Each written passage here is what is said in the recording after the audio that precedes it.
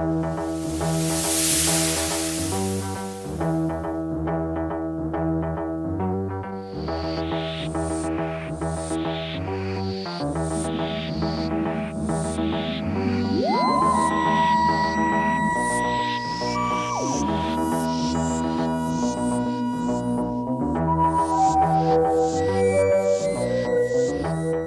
ladies and gentlemen, Nick here, and welcome to my review of Doctor Who, The Moonbase, which is Patrick Troughton's 4th Doctor Who story, and the 5th overall of Season 4?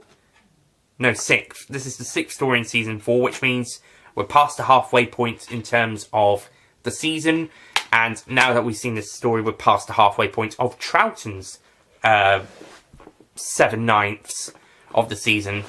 We've still got 3 more three more stories to go afterwards. 2 of them will probably be better than this when I'll see when I rewatch them, but 2 of them were from previous series, were better stories, and one of them is not as good, but I think it's one of the weaker ones of the season, but better than some.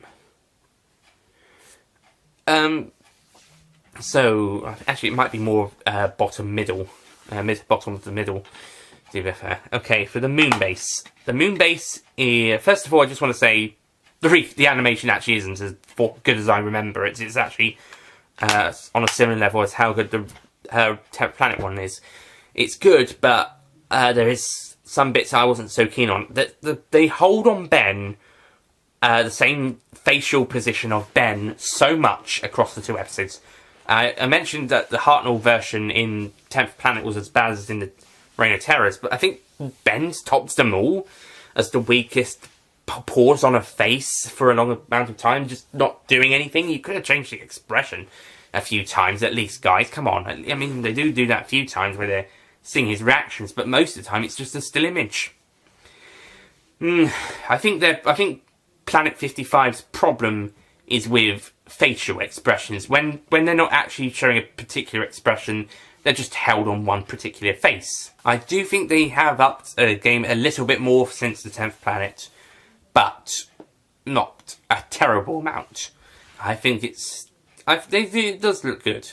It's not as bad as the Reign of Terror. The Reign of Terror is just fucking awful. This one and 10th Planet were good. They were good. It's really good. It's just not as good as I remember it. This one was supposed to be fantastic. A huge contrast to Reign of Terror, but rewatching it, it's only just a little bit more better than the 10th Planet. But both of them are huge improvements on the Reign of Terror, so I'm not going to complain about that. I'm just saying it's not quite as good. So yeah, Planet 55, you're kind of let down a bit. It's actually, in a way, I'm kind of glad they didn't do the Underwater Menaces missing 2 episodes. Then again, what we got instead was probably worse. So actually, I take that back. I would have preferred Planet 55 to reanimate the Underwater Menace episodes 1 and 4. Would have looked better than what we got. I just reviewed that story, so go check that out instead. But despite the animation still being very similar to what it previously was, it still looks pretty good and still looks nice, and they do a good job.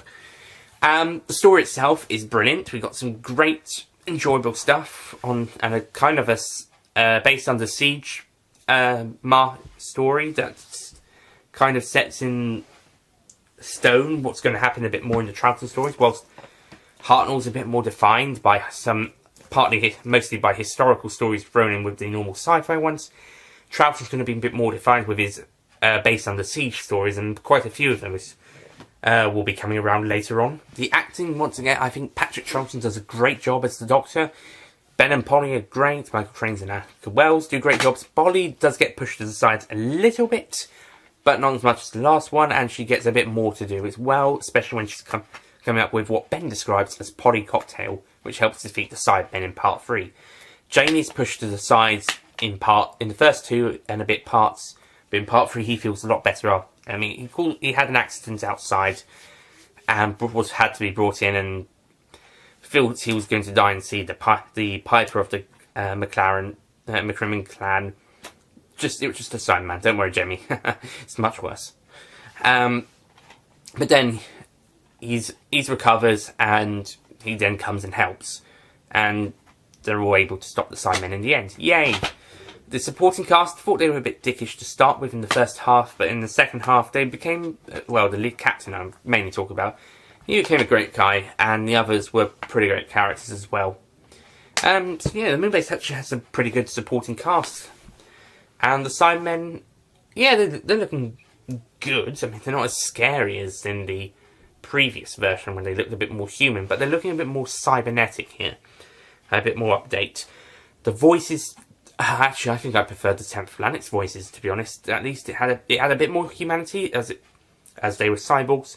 It also sounded better. Just it's kind of a bit tricky to hear in this one. I think they keep the same voices but tweak it so they're not as robotic in Tomb of the Cybermen, and they have it drone on a bit more. It's something like, "We must survive." Also in this one, I think they show a bit more emotion as they discredit human emotions. They actually say stuff like stupid. For example, we won't get as much emotion in the Cybermen until 1982. So, to wrap up this review, I think the Moonbase is great. I think it's a really good story. It's not perfect. It does take its time to actually get into the flow. And also the animation isn't perfect either, but it's still really good and really entertaining and has quite a few great moments. Acting is brilliant. The cast is great. Cybermen are pretty good. I think they're better in previous and future stories. But they're still used well here. And yeah, it's a really good story. So I'm going to give the Moonbase a 9 out of 10.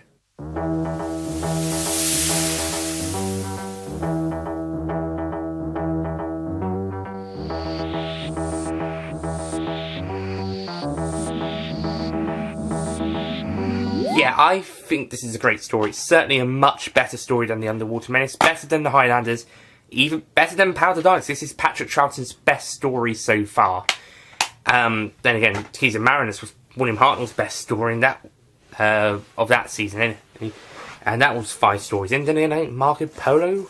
Did I put Marco Polo as my favourite of the first 4? Either Marco Polo or Edge of Destruction. I think Marco Polo. I'm not sure. Yeah. But yeah, 4 stories in. We've got the best Patrick Troughton story for at least until the end of the season. Well, I think the Faceless ones and the Daleks are better, but at least for now, this is definitely the best one to go for, and definitely for the best of the surviving Patrick Troughton season 4 stories. And Macroterra, they're getting complete surviving, or but partly surviving, complete season 4 stories, whether it's with all the episodes, which none of them have, reconstructions or reanimations.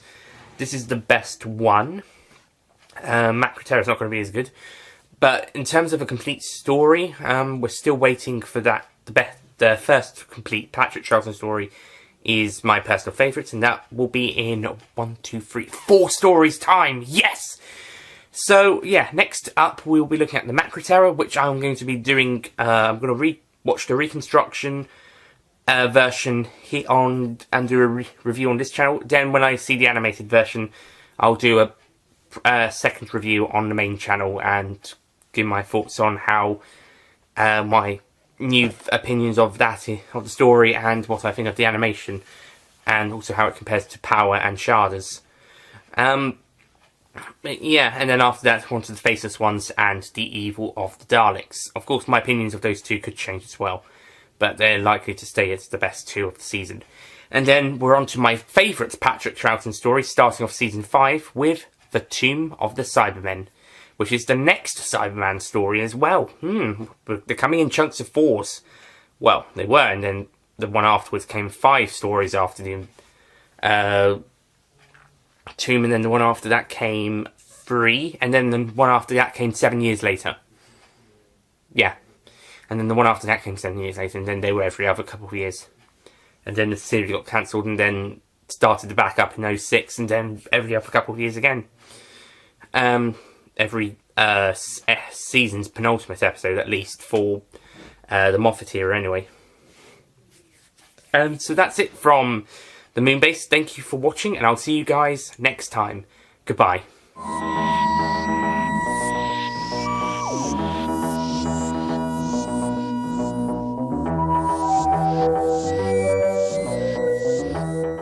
Don't forget to click below to subscribe to the official Nicholas Payne Retro YouTube channel.